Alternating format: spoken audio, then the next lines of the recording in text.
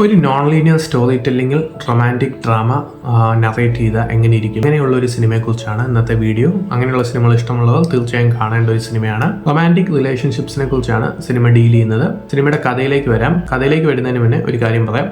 ഈ സിനിമയുടെ ആസ്പെക്ട് എന്ന് പറയുന്നത് everyone has a choice to live their life to the fullest എന്ന് പറയുന്ന ഒരു സംഭവമാണ്. ജോൺ ക്രൗളി ആ ഒരു ആശയമാണ് മുന്നോട്ട് വെക്കുന്നത്. ഈ സിനിമയുടെ കഥ തുടങ്ങുന്നത് ഒവേറിയൻ ക്യാൻസർ സ്റ്റേജ് 3 ബാധിച്ച ഒരു നായികയിൽ നിന്നാണ്.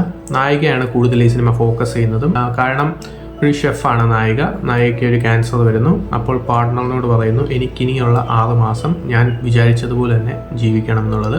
പാർട്ട്ണറും അത് ശരിവെക്കുന്നു. അതുകൊണ്ടുണ്ടാകുന്ന ഇമോഷണൽ സ്ട്രഗിൾസും, ഇവരെങ്ങനെയാണ് മീറ്റ് ചെയ്തത്, ഇവരെങ്ങനെയാണ് ഇഷ്ടത്തിലായത്, ഇവരുടെ റൊമാൻറ്റിക് റിലേഷൻഷിപ്പിൻ്റെ സ്ട്രെങ്ത് എല്ലാമാണ് ഈ സിനിമ ഡീൽ ചെയ്യുന്നത്. സിനിമയുടെ പോസിറ്റീവിലേക്ക് വരികയാണെങ്കിൽ ആൻഡ്രൂ ഗാർഫീൽഡിന്റെ മികച്ച പെർഫോമൻസ് സിനിമ ഓഫർ ചെയ്യുന്നുണ്ട്.